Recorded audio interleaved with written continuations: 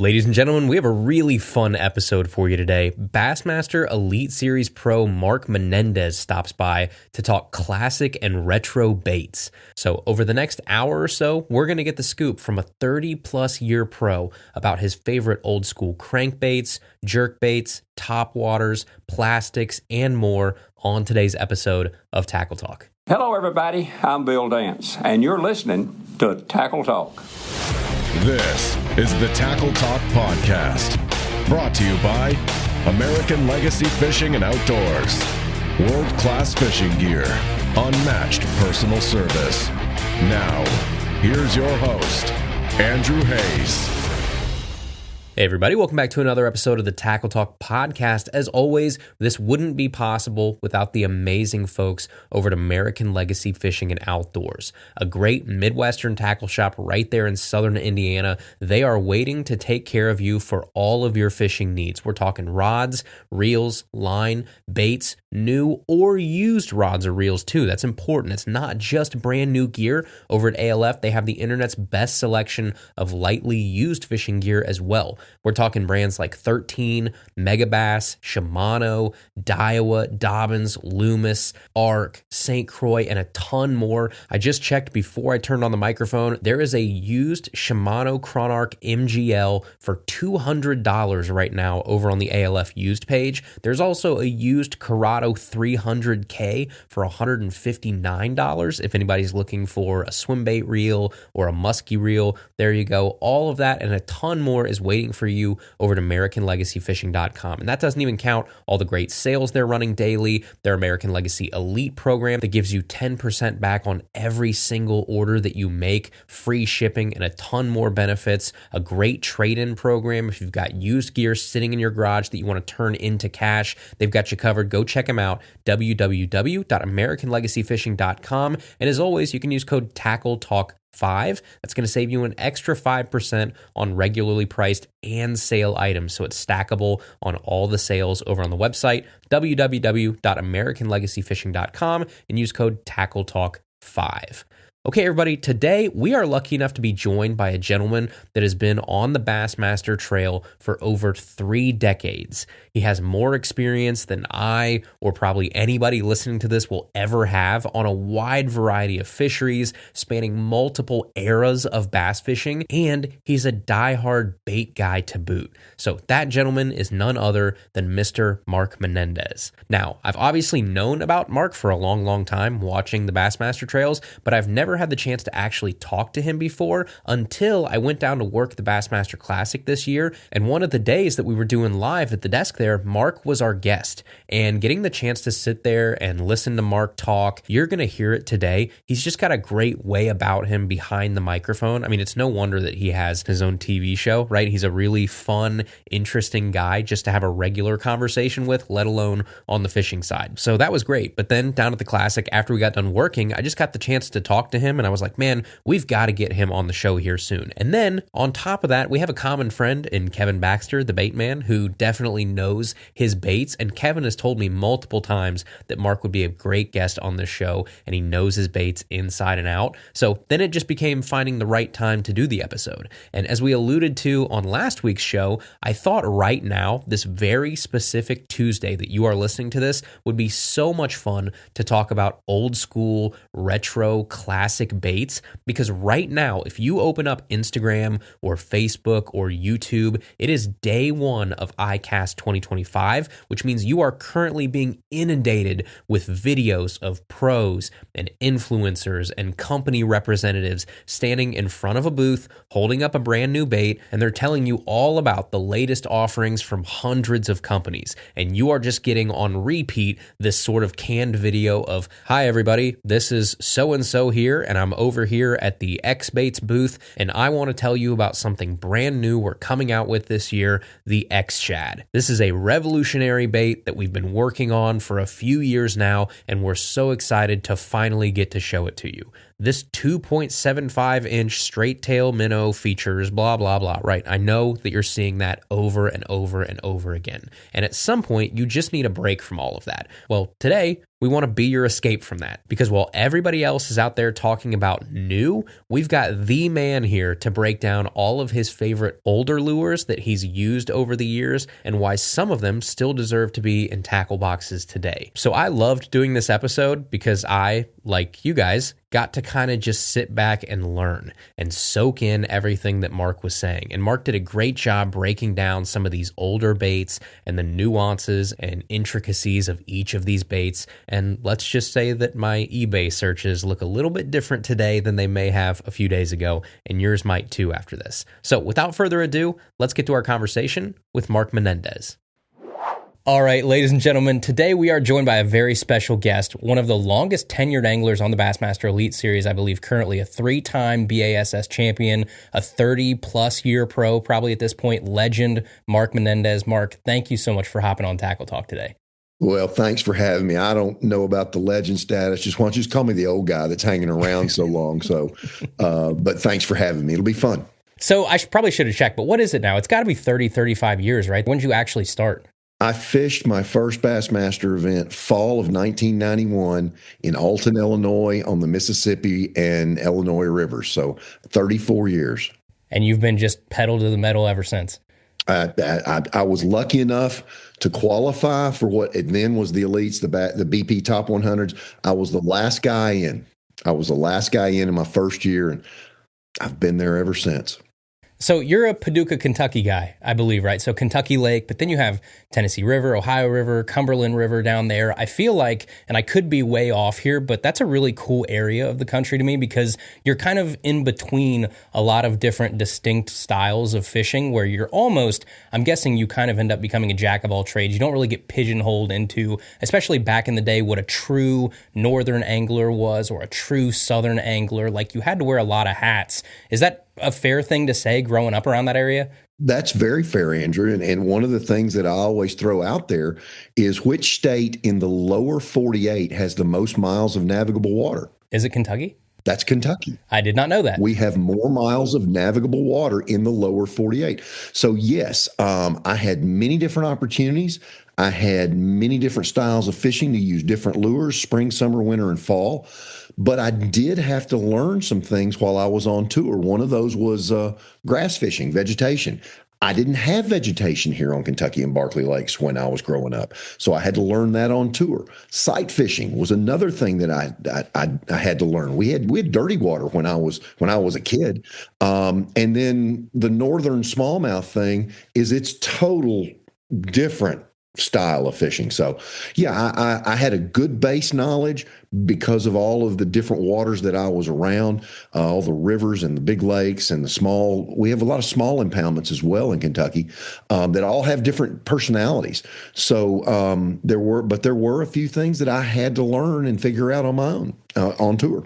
So back in the day, though, and again, could be wrong here, but I feel like now everybody is so well versed in everything, like with, the internet, and just you can look up at any given time, anybody's best kept secrets from 20, 30 years ago are now at your fingertips for free. And everybody has this wealth of information. Back in the day when, it's the 90s and, early 2000s and stuff, do you think you had a little bit of an advantage though, because you were seeing a bunch of different types of water? Like, yeah, maybe you didn't have all the grass in the world or you didn't have great sight fishing, but it's not like you were, growing up in Ontario and all you really did was clear water smallmouth fishing. Like you had a pretty diverse area, at least to play around with and learn and cut your teeth, right?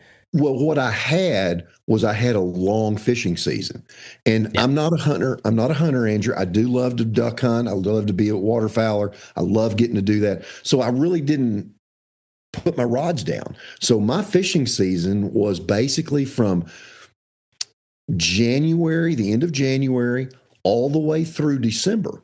And in early January, we get muddy water, and cold muddy water is the hardest fishing conditions an angler has to fight. And then I would put it down for a little while because it would be just too damn cold to go, to be honest with you. So that long fishing season gave me lots of opportunities to really dwell and learn techniques. Now, I got in a bass club when I was 14 years old. A friend of mine's dad lied for me, so you had to be 16. And moving up to that, when I got my first boat at 14, I had a 16-foot aluminum bass boat with a 40 on it. I would take one rod or one technique until I felt like I got reasonably masterful with it. One of the ones was the flipping technique. That's when Hank Parker had won in 1989, and D. Thomas had won years prior. The flipping technique was something I really tried to tackle. And then it was a big square bill, and then it was a big lipless bait, then it was a topwater. Whatever it was, I spent a lot of time developing those. So when it was time for me to move on, I was ready. The other thing that I did a lot of time that was kind of before my time, and it was because a book that I got at Christmas. It was a Billy Westmoreland book, and he talked about using a spinning rod a lot. So I've always used a spinning rod, probably 30% of my fishing career, and that led me to new techniques and new baits.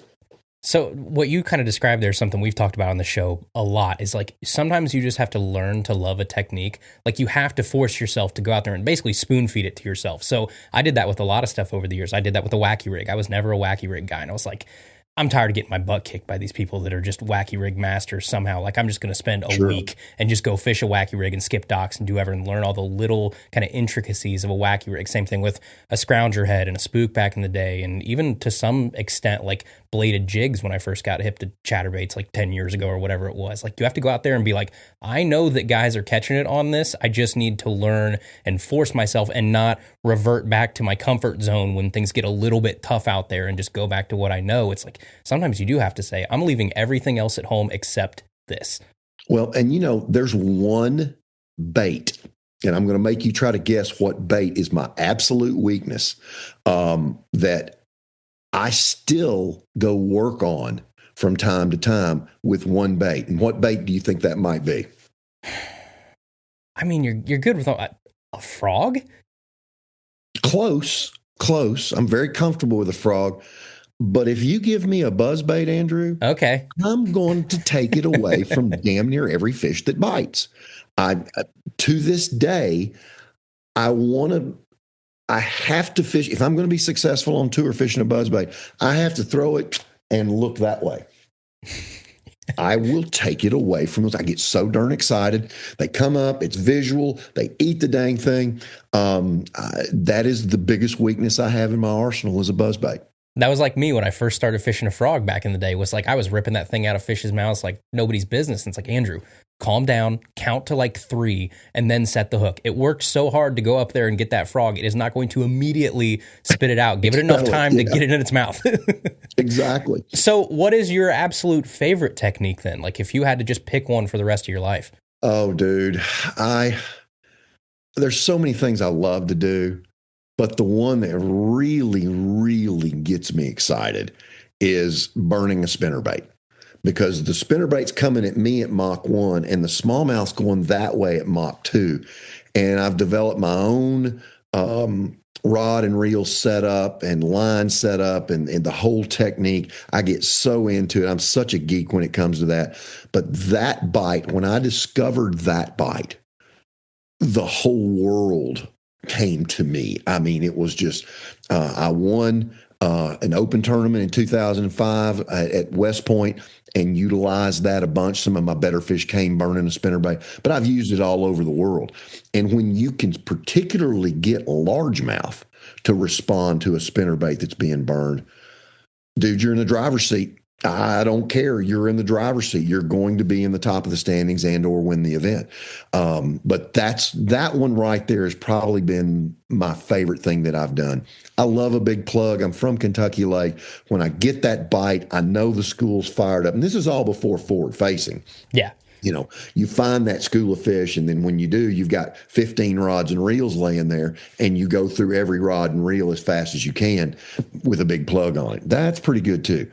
But burning that spinnerbait really gets my goat. Well, I'm going to get us off topic here, but I'm a nerd and I can't help but ask. So then what is your setup for burning the spinnerbait? Like rod, reel, line? Well, when Lew's came back to being, it has progressed all of these years. It's always been some kind of a glass rod. It's been the highest gear ratio I get. Used to back in the day, a 5.4 to 1 was the highest gear ratio I can get. Now I've gone to a 9 to 1 Lew's reel, the red one that just comes back so fast. But when Lew's came back in, they had a series of rods that were the Pro Series. They were a burgundy rod, and I convinced Lynn Reeves at the time to put a palming handle on that cranking rod. It's a cranking rod. It's a 7'6" cranking rod. It's a medium heavy glass rod, and you can take that thing and throw it and wind at 600 miles an hour. And when that smallmouth gets it, you own him. The biggest part of that whole technique is the collision. You've got to have something that gives. I used to fish it with monofilament all the time because it would have some stretch to it. Now I use a fluorocarbon, a 20-pound Seaguar fluorocarbon. But that rod that was built about 10 or 12 years ago, I've got 4 of them left. Most of them they've got an eye or two missing on them. But when I go to St. Clair, you can bet your butt I'm going to have 4 different colored spinnerbaits, blade colors, combinations of trailers with trailer hooks all over them. And those rods are going to be first string because when it hooks up, that glass rod just gives that parabolic bend and you catch 99% of them. But it's the best bite ever, dude. The best. So I fell down this rabbit hole because I had some buddies that basically told me probably 3 years ago, they were like, dude, try a glass rod for like a chatterbait. Like just try a more moderate kind of glass. And so that's where I fell down this rabbit hole. Same thing now. I use like a pretty, I'd say it's a medium heavy in most brands, moderate, cranking bait rod basically for chatterbaits, spinnerbaits, for anything like that. Like you said, I'm in Ohio, so we don't have a ton of weeds or a ton of anything. It's like fairly open water. So you're good with that moderate rod. And I lost so fewer fish when I made that switch versus like a fast or an extra fast rod. And I'm a kayak guy a lot of the time, just because we have pretty small water around here. So my land ratio just skyrocketed when I went to that slower rod. Absolutely. There's things about tackle that I have spent years dealing with. And when I learned of glass rods, dude, you had to be a lumberjack to hold them because they were very heavy. Then blanks got developed. A company called Seeker from out west had this really cool avocado looking blank. It was light as a feather. And I've had other blanks made by some other people made rods for me. And those glass rods have gotten lighter and lighter and lighter. So the fatigue factor goes out. We make one called a perfect cranking rod from David Fritz. He designed it. And dude, I use those all the time with chatter, lip or vibrating jigs. I really feel that the issue with the vibrating jig is that flexing blade. And if we have too strong a rod, when that blade flexes up, you blow their mouth open and they're gone. And if it all just loads up like glass does, you land just about all of them. So I've been a glass fan for a very long time. See, this is what I'm really excited about today. We're going to talk baits here in a second. And same thing, like there are a lot of things that worked, 10, 20 years ago that are still working today. It's just marketing is marketing and everybody's got to try and push stuff a different direction. But there are retro or old school type deals that still go out there and still wallop fish. Before we get to specific baits, I have one last question just from obviously the longevity of your career so far. You've seen so much, and I know we hinted at it a second ago, right? But set like electronics aside for a second. What else over the 35, plus years now that you've seen is the biggest change in fishing over those, 3+ decades? Fishing line. Yeah. Fishing line. The advent of braid, which started with our great-great-grandfathers. They used braided silk. It didn't have any stretch. It was big way back when, but it was strong and it was powerful. And then monofilament comes along and it's like a rubber band. And we started having different copolymers built, so that stretch became less and less and less. And then the advent of fluorocarbon, which I've always said has been the most effective fishing line I've ever used. abrasion resistant, super strong, long lasting. You can get smaller diameters out of it and have real good strength with it. Other than forward facing, fishing line has what has changed the absolute most. I did an article the other day with David Brown with Bassmaster, and I can't wait for it to come out. It's the evolution of rods. And we started in 1991 when I started my career, and we went all the way through to now. And what changed there was length for control, to control those fish once they were hooked. And there was a lot of conversation in there about how glass or composite rods are still a vital part of being a bass fisherman. That old 6-foot pistol grip rod that I started my career with, which I still have a couple of the actual rods I started my career with, you're just not as efficient. So fishing line, rods, things like that have evolved to the point now where efficiency is so much better, and we land more fish because of that. Well, the next thing that we're going to talk about here is the main reason why I wanted so much to have you on. And I wanted to have this conversation today because as this comes out, which it should be like, I think July 14th, probably, that Tuesday, 15th, July 15th, when this comes out, it will be the first day of iCast. And so people are sitting at their, desk at work or whatever right now, and they're scrolling through their Instagram, and they're getting bombarded with, hi, I'm so-and-so at the so-and-so booth, and I want to tell you about this brand new bait, these dice or, straight tail minnows or whatever it is that's going to be, they're talking about for that 30 seconds. But I wanted to have this conversation today to be almost the polar opposite, because there are so many, whatever you want to call them, retro, old school, classic type baits that still, I would say, deserve a spot in most people's tackle box, but have just kind of, either been forgotten about or they're not the new cool thing on the block anymore, but, deserve some shine here, and from somebody that over 30 plus years has got to use a lot of these things. So are you ready to chat some old school and classic baits with us? Let's talk about some unicorns. Well, I want to start, I guess, kind of go like category by category. So okay. I would love to start with, more on like the crankbait side of things. So moving baits. If you had to pick just a handful of, really special crankbaits or moving baits over your career, I know there's a bunch of names out there people are going to recognize, the old Wiggle Warts, the old Zooms, the Bagleys, stuff like that. But which have been your favorite over the years and you think still have staying power? Oh man, that's now you're putting me on the spot. I got to give away some stuff, Andrew. My college roommate and I went through high school together, and we were so damn competitive with one another back in the early 80s. And in high school, we graduated in 1982. We went to college together. We got hooked up again in college in like 83 or 4. And I brought my boat to college. I was 13 miles from Blood River, so I didn't go to Murray State University. I went to the University of Blood River, and then I would show up in class whenever I could, because I was busy fishing or I was busy guiding. I made a lot of money guiding at that time. And Joe and I, we would try to outdo each other with baits. And there were some baits that he brought into my life and baits that I brought into his life that are really, really cool baits that have produced, particularly in specific instances. One of Joe's favorites, and I'll give him this credit for this, was a Bagley Mighty Minnow. And that is a 2.5 to 3 inch long, slender minnow bait that had two different bill sizes. One was one about the size of your fingernail, or your thumbnail, and drove the bait to 2 to 4 feet. And then there was a deep diving one that would, if it would scare 6 feet, I would be surprised. And that Mighty Minnow is absolutely deadly in the early spring and the fall, when things get real stingy in the fall.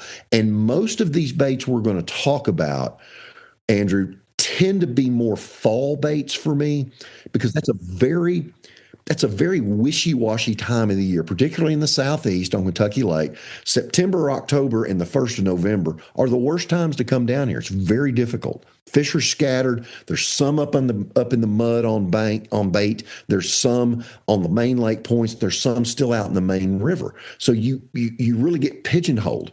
But that Mighty Minnow has helped me It's helped me at elite tournaments at Seminole. I made a top 10 on that bait several years ago at Seminole. It helped me in a lot of Redman regionals. But that little bait is a really sexy little bait. And even it doesn't have to be one of those 1980 models. Doggone, that bait's still good with some of the later models that they produced. That is a real good fish catcher. I just looked one up here. So it's got a real long, slender body to it. Does it have a big, wide wobble to it? It does. Okay. It does. It does have that big, wide X action to it, but it's only that big around. So when you get it, and dude, does it come around a stump in a brush pile? Man, it's relatively weedless. You know, it's not quite a square bill with its bill, but it's long and it has that same action. The only problem with the bait, it was flighty. It was a light bait. It was real hard to throw. There were many times that I'd make a cast at a stump and it'd land way over here and I have to reel it back in and make 4 or 5 to make the presentation. But it was a real good, that wide wobble really helped it, particularly in the early spring when the water was cold. You wanted a little bit of that thump when those fish first moved up on the first piece of cover they could find. So it's pretty small too. Like you said, you throw that on light line? I did. I threw it a lot on 8. And then I've thrown it as high as 15. It's a bear to throw on 15, but when you've got a lot of cover or you're wanting to keep that bait high in the water column, and that's what I did at Seminole. I was in a ditch that had heads of coontail in it. I don't catch a lot of fish out of coontail, but this was the only real grass in the area. These fish were using this ditch to go spawn, and my partner hooked a fish that was probably a 10-pounder the third day of the tournament, and I did not have a fish, and it's 1 o'clock, and he caught that fish, or he hooked that fish on a floating rattle trap, and I got within that far of being able to reach that bass for that gentleman, and it came off right in front of me. And I wanted to puke when it came off for him because it was a giant. And I said, "You shouldn't have done that." And he goes, "What do you mean, Mark?" I said, "I know what they're doing, and get ready." And I go to digging. I get me a silver and foil and black back one out. And I only caught 4 that day, Andrew, but those 4 weighed over 16 pounds. And I jumped right up in the top 10 and made it on to the final day. So, yeah, that's one that I've kept in my back pocket a long time. The Bagley Mighty Minnow. There you go, folks. What else? Like because there are some big names out there that I think when people think of old school crankbaits, like, I mean, there are the Pose and stuff like that, the original Big O. Are there any of those big names out there that you think might get a little overplay, or like nostalgia has taken over on them? I've never been a fan of a wiggle wart. Okay. I've never been a fan of a wiggle wart because you can't move that wiggle wart fast. I appreciate the history. I appreciate the desire to collect them. I appreciate the sound of that old butyrate plastic. I've caught plenty of them in cold water. I'm not to say that I haven't. It's a tough bait to throw. The front hook hanger always wants to catch the line, and then it comes back to the boat just like this, you know. But that was a bait that I never really fell in love with. And I sit here and watch these prices, you know, a V whatever color wiggle wart, $385. Are you kidding me? I could buy $385 of Mighty Mendez somewhere else. And but that was a bait that I never really caught a lot of fish on. That's one that surprises me. I am a big fan of the very early Shad Raps. I can't give you any science to why I think a 1980 to an 82 to an 84, the way those scale patterns come all the way down. I collect those, and they only go out in a tournament situation. That's one that I really do like those baits. The first tournament caught bass I ever caught was on a bait that I guarantee you, I will bet the farm that most of your followers and listeners to this show, they don't even own one. And it was a Magnum mud bug. I caught my first tournament bass when I was 10 years old in a youth adult tournament with my next door neighbor on a Magnum mud bug in chrome and blue. I can take you to the stump on Barkley Lake where I caught that fish. And that bait you had to be tough to throw that thing, Andrew. I mean, it was big and clunky. It was heavy, and it had such a wide wobble. It pulled like a freight train. But when you got it around a big one and deflected it off cover, man, did it catch fish. So that's one that I don't hear a lot about anymore. I've probably only got a dozen of those left in my stash. But that's a really cool bait if you want to catch big ones. You're not going to catch a lot with it, but you're going to be about that far between the eyes when you catch one. A Strike King bait that I really, really loved. We had one, I think it was called the Woodshop series or something like that. We made two. We made a flat-sided bait, and we made one that was kind of a shad wrap. And that bait's called a strike shad. And I've probably got 500 of those, and I still collect them.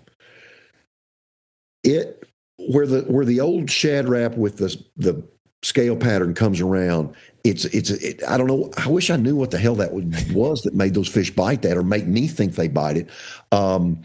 This strike shad was a bait that we licensed from another small company, and it threw better. It had a computer bill lip. It's the same shape as a shad wrap.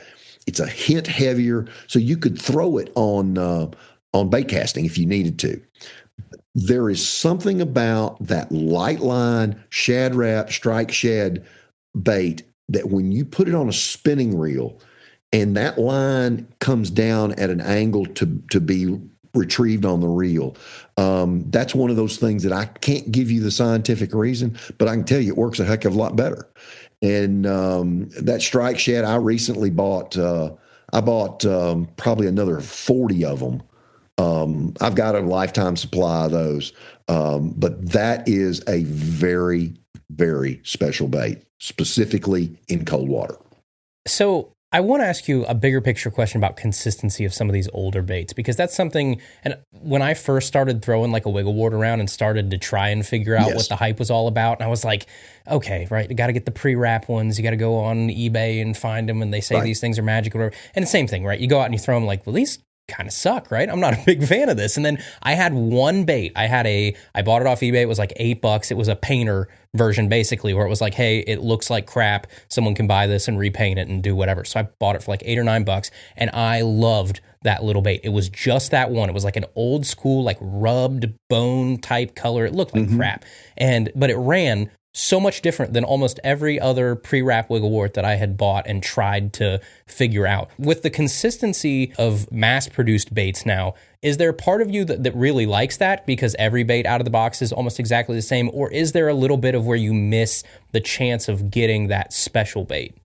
Well, I think your mass-produced baits they're more consistent. They just become more consistent. We can't use butyrate anymore. It's a carcinogen, but I love that dirty sock smell in your tackle box. All the old guys will know what I'm talking about. And I think the consistency of butyrate didn't lend for consistent bait making. So you bought 6. One was terrible. One was special. And the other 4 were kind of like, yeah, okay, I'll use them if I lose my good one. And I think that's a very consistent thing about butyrate. But I think today we have the capability, the technology to build baits that are a lot more consistent than what we used to. I had a lot to do with the Strike King hardliner, and we spent a lot of time testing that on Kentucky Lake, spending time on my boat dock on Kentucky Lake, in my boat on Kentucky Lake. And when we got that thing dialed in, when they came back to us, the first runs were beautiful, perfect, So I was really hesitant after all the work we put in on that. And those baits are very, very consistent. I haven't found one that seems to fish better than the other one, and I hadn't found one that doesn't run as good as the first one I tried either. So that's kind of cool. Like a 1.5, a Strike King 1.5, they're pretty consistent. But every now and then you get one that does a little hunt a little bit better than the other one does. I don't know why. Those are special. Now, when you get to a handmade bait, then you're really starting to find some unicorns, because wood is never the same consistency. It's never the same density. It doesn't have the same buoyancy. And then one extra stroke of that pocket knife changes the bait completely. So when you find a wood bait that does its deal and it's special, you really have to protect it. You really have to make sure it doesn't hit a rock or hit a dock or a stump, break that bill out of it. I've been heartbroken several times with some of those. But now our consistency is so much better that the baits come out of the package and they do their job. What about like if we want to go to jerk baits, I guess, or twitch baits or whatever from back in the day? So nowadays, obviously, everything's dominated. You got Vision 110s and re-ranges and pointers and all kinds of stuff. But there's some old school jerk baits that I've got in my box that I know I would never let anybody take out of my box. What about you? Where do you stand on some of the old baits, like if it's a Rogue or a floater or something like that? Well, I won my first national event in 1998 on a bait at that point that was probably 20 years old, and it was a 5 1/4 inch floating Rogue. And I made the bait suspend. I changed the hooks, put round bend gamakatsus on it, number 4s. I weighted them either with suspend strips and dots that I glued on there, but primarily I wanted to add weight to the hook. I would take a catfish sinker and put on the front hook. Those baits are so special. I've even figured out that specific colors of those baits create different sounds due to whether they're a chrome finish or a flat finish. And I've probably, I ain't no tell how many of those 5 1/4 inch Rogues that I have. They have a very special action to them.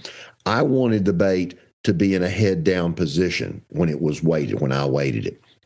But the thing that was the most important was when I would tap that bait. I wouldn't jerk it. I would tap it, and I would get that weight that was on the front hook off center. The bait would just quiver.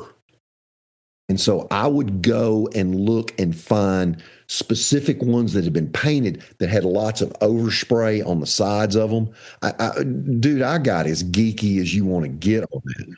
But that bait, that 5 1/4 inch bait, nobody has replicated its ability. The new ones do not do what the old ones do.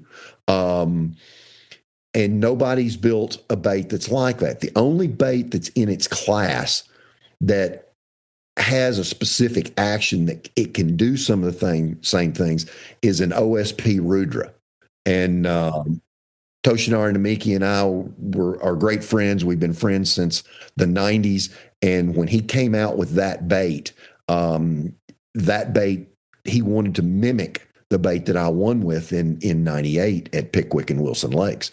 But his bait has more of a side to side, but yet even still, it still has that quiver to it. No other jerk baits do that.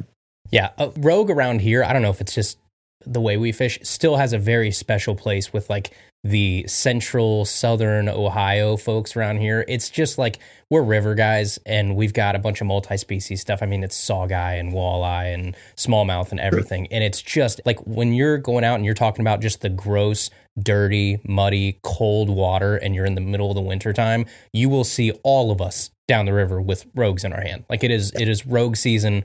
There's something so special about a Rogue in cold water. I don't know what it is. There's little things too, like I don't know why, but I'm an orange belly Rogue guy through and through. I don't know what it is about the orange belly, but the black with the orange belly, the kind of blue shiny with the orange belly, you know, all of those. Oh, you're talking my language, Andrew. So good. Yeah, I mean, those are unique color patterns. They were very soft. And I think the best thing about the Rogue is when it flashes, it creates a pulse. It throws color at you. And I think that was the key thing with that bait. We were able to mimic that years ago with the Strike King Wild Shiner. And it's only a 4.5 inch bait. But when you got the ones that were black and white painted with a little orange throat on them or whatever it was, you could get that same pulse out of them. The unfortunate part of it was a very inconsistent bait, the way it was manufactured. But when you get one that's right, dude, it's special. They're one of the few brands, a hot take here maybe, I think that are still fairly inconsistent. I still get rogues to this day that I pop out of the package. And I'm like, this is not the same as the other two that I've got. Like, it's still a very find the right one, keep the right one, don't lose it. You know, you have that special mojo in a certain one. Even now, I'm sure everything's all mass produced and it's, you know, quality control and everything. There's still something about a rogue that's just, you never know when you're opening it up if you're getting a special one or not. Well, one of the things that happens with baits are the molds. And when you get a mold that is correct, that is beautiful, it does the bait, has the right action. When you make millions and millions of baits out of them, it wears that mold out. And I know for a fact that the old Rogue mold, because I spoke to Jack Chancellor, or not Chancellor, but Jack Smithwick, before he passed away. And he said, yeah, Mark, we've worn those old molds out years ago. And so the ones that you want are the very early ones. And so I still chase those early ones down. Yeah, you wear those molds out, and it's very insignificant wear that changes the complete complexity of a bait. Well, next category I have here is one I know you're going to be very excited about. I want to go spinner baits. I want to go spinner baits and bladed baits. You can throw any sort of bladed bait you want in here, I guess. But, you know, as far as old school spinner baits go, I know you'll talk to a lot of people. I hear this one a lot, like the Vibra Shaft from Stanley, I think, back in the day. That's a good one. Like all of those type of things where there are just some very cult followings for certain, you know, the old Hank Parker spinner baits and all those type of things. So when you look back at, you know, 30 plus years, what are your favorite spinner baits of all time? Andrew, the one I'm going to start with is a bait that was made for a very short time, and it was made by a pork rind company. And do you remember the old Pettigo Spin Right? Okay, that bait was basically like a Little George that Mann's made, a tail spinner. They made a spinner bait for a short period of time, and it had a kind of like a cupped face on it, and it had cross hatching on the head. It had a bigger than average hook, but what was unique about it was the length of the upper arm. It was a longer arm on the top for the blades. So you could take a number 2 and a number 5 Colorado, and that thing would shake you to death.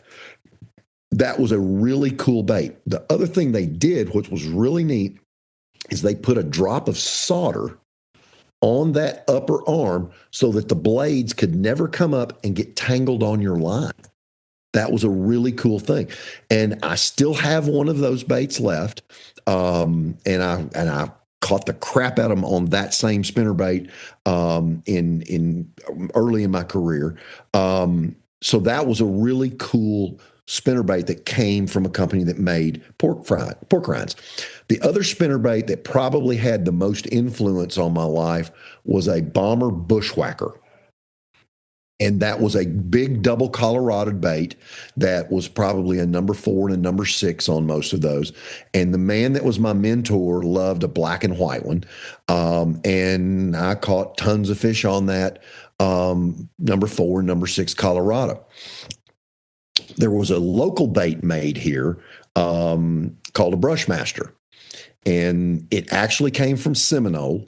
And a man by the name of A.J. Edwards bought the molds and bought the bait and moved to Western Kentucky and started producing those. And those were always number 4 and number 6 combinations of Colorado blades. And AJ liked copper. He liked copper blades. We had Dirty Water. This was back in the early 50s and 60s. Barkley had just been impounded in the 60s. Kentucky Lake still had a lot of color in it. And dude, winding one of those in 55-degree water down a laydown on a main lake point, oh my gosh, if I had my line straightened so many times. So that Brushmaster bait was kind of a play off the Bomber Bushwhacker, but he had a better hook in it. And that spinnerbait has got a lot of play around here. It changed hands several times. And a guy by the name of Mickey Joe DeMoss, who was an ardent spinnerbait fisherman that I fished with in early Redmans in the early 80s, bought the company and ordered a group of skirts, flat living rubber flat skirts, and they came in the wrong color. He ordered chartreuse, and they were actually kind of a bright green, almost like the color of a dollar bill green. And dude, we caught him. He ordered 20,000 skirts. So it took years for him to go through 20,000 skirts. And I still have about 3 of those lime dollar green bill skirts that I put on a half-ounce spinnerbait. And as I moved along, this is another kind of a Texas cultish bait that is absolutely 100% responsible for me making it from those invitationals to the Bassmaster BP Top 100 that year. And it's a spinnerbait from Texas. It's an Oldham spinnerbait made by Terry Oldham. And the unique thing that had was a screw lock on the hook. It's the first time I'd ever seen this. And this is back in 1991. A young man that worked for Terry by the name of Tim Renault was starting to fish at the same time I was. We became roommates and roomed a couple of years. And he introduced me to Terry's jigs and his spinnerbaits with that screw lock on there. So you could screw a plastic trailer on it and it wouldn't come off. And Tim Renault Tackle, used to do the power tackle rods. Tim is responsible for so many trends in the tackle industry from the early 90s through today that nobody knows about. He didn't want the fame. He didn't want the fortune. He really has a mind that knows how to build or create something that's totally different. Remember the Sunshine Gel Coat Norman baits? All Tim.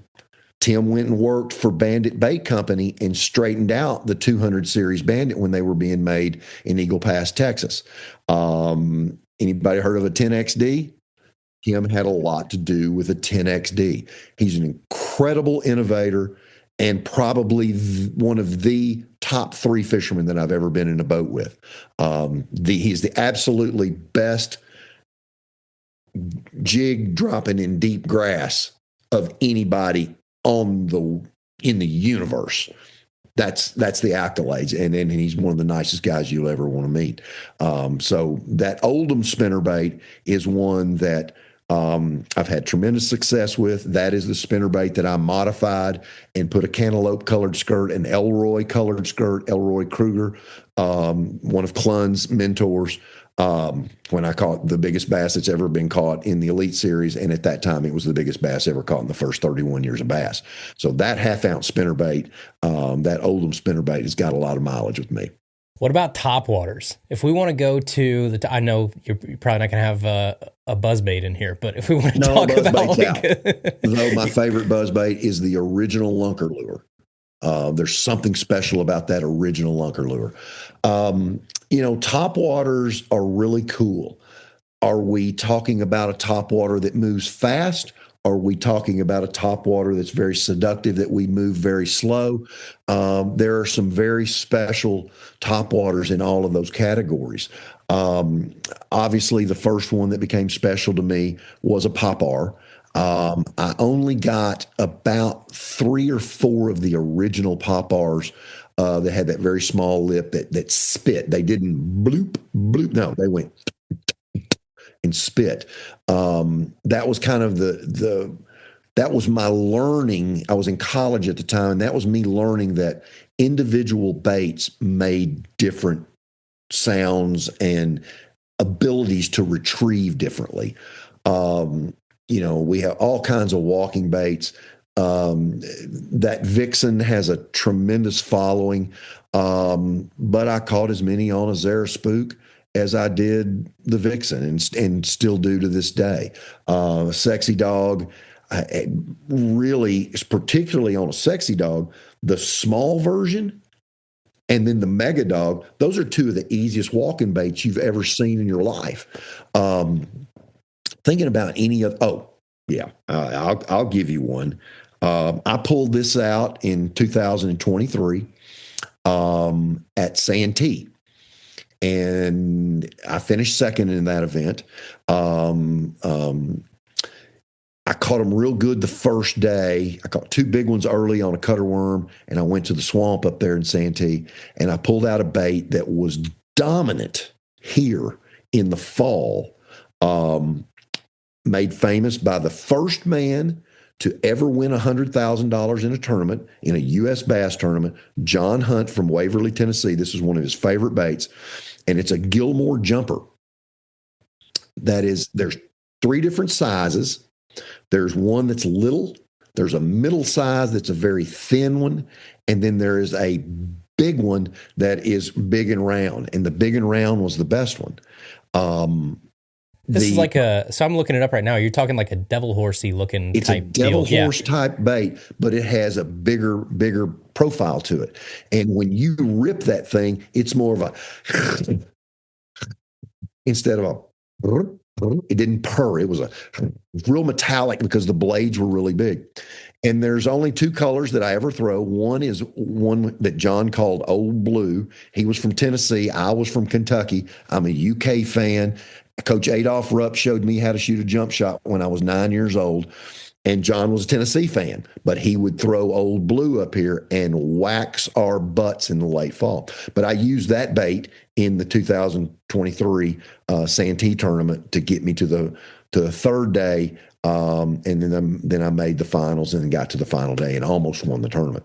That's a really cool bait. That is an amazing topwater bait. It's like somebody jumped off a damn diving board when one eats it. It's really a cool bait. So the last thing I want to ask about here is the soft plastic side of things. Now, like back in the day, soft plastics look very different than they do today. You had pork trailers and all that kind of stuff. Is there anything from the soft plastic side that you have hoarded away or that you still like to use, or just shapes from back in the day that you still kind of gravitate toward? There are, Andrew. One, I probably only have 10 baits left. And it was my second mentor, David Hutchison from Paducah. He was one of the top anglers here in Kentucky Lake.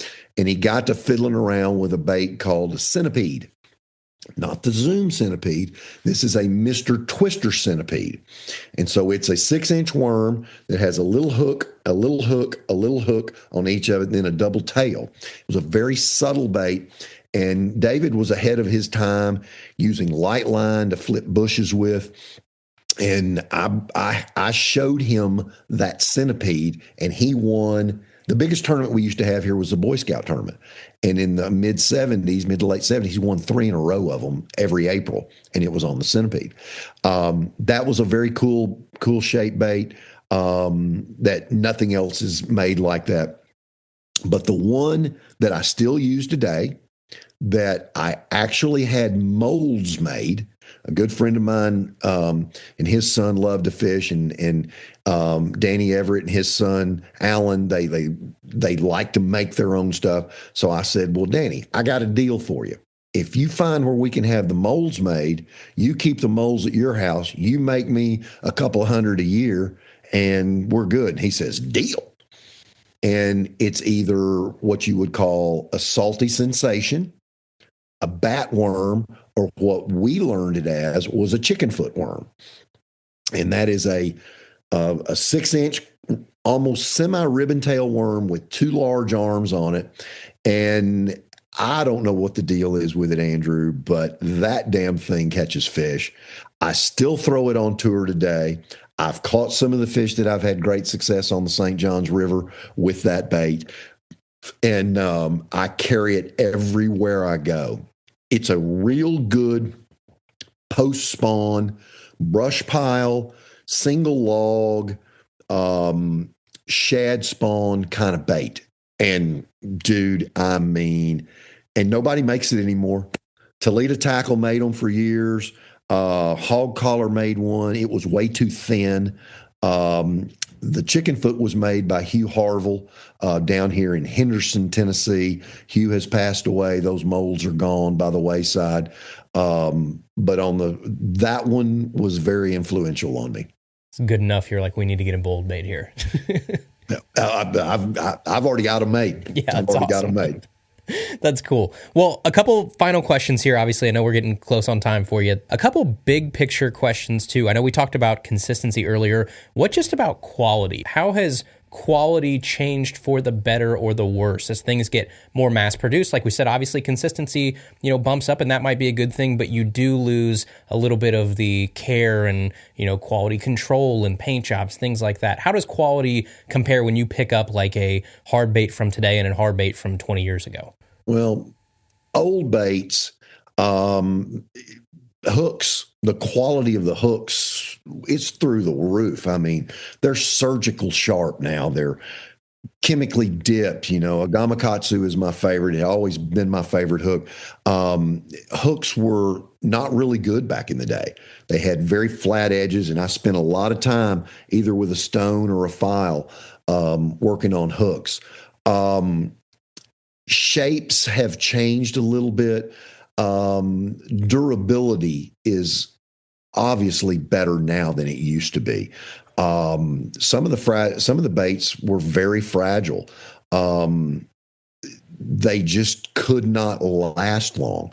Now you can take a bait and catch so darn many fish on it. You actually can rub hook marks on the sides of it and wear the bait out because the bait won't float anymore because you've actually penetrated through the sides. They're so good. But I would say the hardware is what's really improved more so with hard baits than anything else.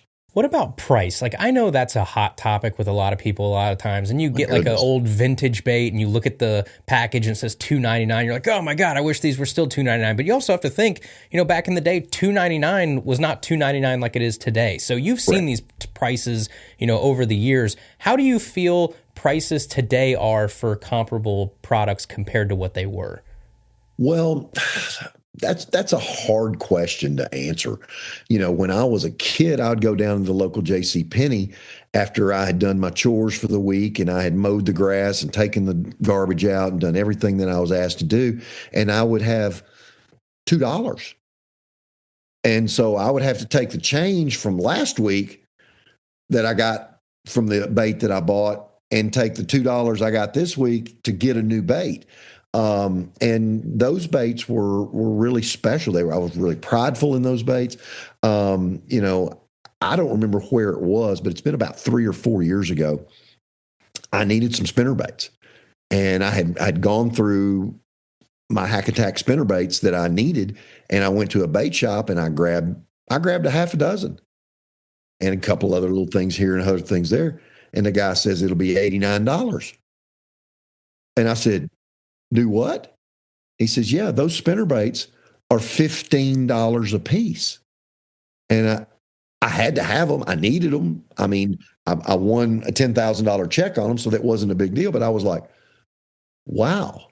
So pricing really bothers me because it's really hard for that young angler that I was back in the early 70s, doing the chores, cutting the grass, doing the laundry, whatever the kid's doing at home, for him to be able to afford to go do that. So I really take pride in the fact that Strike King, for one, has always had a lower price point so that the masses can use our products. They're pro-driven. Van Dam's made a lot of stuff. I've made a lot of stuff. Denny, name the guys, I wish that our manufacturers would be more cognizant of that and be able to take quality and get that price down so the guy that just gets to go fishing once a month can do that, or the high school kid that's just getting into it. I'm afraid we're missing out on a lot of fishing talent because of the pricing of everything, because not everybody has a dad that has a brand new Skeeter bass boat or has the ability to have multiple boats for different things. A lot of people that love to fish go to the city park and fish. So I really would love to see this come back a little bit. Business is business. Capitalism is capitalism. I get that. I understand that. But doggone it, you take a kid fishing and get him fired up on fishing, he can do that from the time he's 10 years old to the time he's 80. And that's important because fishing's great. Amen. I have one final question for you. And this is probably going to be the hardest question I ask you this whole time because I'm going to make you pick a couple here.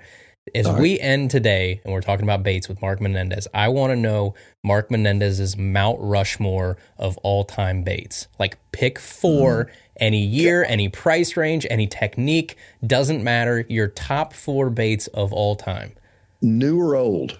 Doesn't matter. You have free reign here. Okay. One of the baits that I have hoarded some of, we're all hoarders, we're collectors, we're fishermen, so we're hoarders. No, I was very fond of a bait made in East Tennessee by Sonny McFarland. It's called a Little Petey, and Little PT. Now, the Little Petey goes before. It was an earlier version. And so Sonny's baits, I was exposed to them in the early 2000s by Rufus Johnson from Knoxville, Tennessee, who to this day is the best fisherman I've ever been in a boat with. Won his first Bassmaster event he ever fished. We roomed together a year and on the top 150s. But Rufus is the best fisherman I've ever been in a boat with, most natural ability. So he exposed me to a Little Petey. And it's a 2 to 4 foot diving bait, balsa, and they are special. Probably got about 75 of them. And the longevity of them didn't last good. They were very fragile. So 2.5 days of fishing and you wore it out. That's a Mount Rushmore. That's the first face up there. The original Floating Rogues. That's probably a number 2. Trying to think of what else that's just ultra special to me. Trying to go through my tackle box in my mind right now. That Bomber Bushwhacker spinnerbait that led me to learning the ins and outs of a spinnerbait as intuitively and as deep as I have would probably be a 3rd. And then this one will probably surprise you because I could sink my 21-foot skeeter that I've tournament fish in now and the 20-foot skeeter that I fish out of all the time. And man, a DD22 has probably caught more big sacks of fish with me. It caught my biggest sack of fish on Kentucky Lake. I caught 5 that weighed 32.5 one day on it. And I got beat by 7 pounds that day. But a DD22 in a 181 BP or BP, I think it is. It's a chartreuse and blue that has a black flake in the top of it. One of Tim's Tim Renault's colors that he came up with. That would probably be 4 that I still fish with all of them at times. When the time is right, I'll still fish with them. But the Little Petey is an amazing bait. The Rogue, I have a heartfelt because I won with that bait. The Bushwhacker was the one that Clyde Watts, my mentor, showed me. Sorry, every time I talk about Clyde, I get emotional because he took a 10-year-old kid in the neighborhood fishing every week, and it yielded a 34-year career, Andrew. That's amazing. So, I'm sorry. That's incredible. That's the type of stuff too. People listening out here, like, I mean, you take the neighbor fishing, you go to the local charity tournament, you see the kid on the side of the road that's, fishing and has a busted up rod or reel, and you go back home and grab one and give one to him. Like, that's the stuff that has butterfly effect results, 10, 20, 30 years down the road. You never know who that person ends up becoming if they have a kid. Like, right. You never know the impact you have on people. Yep. Agreed.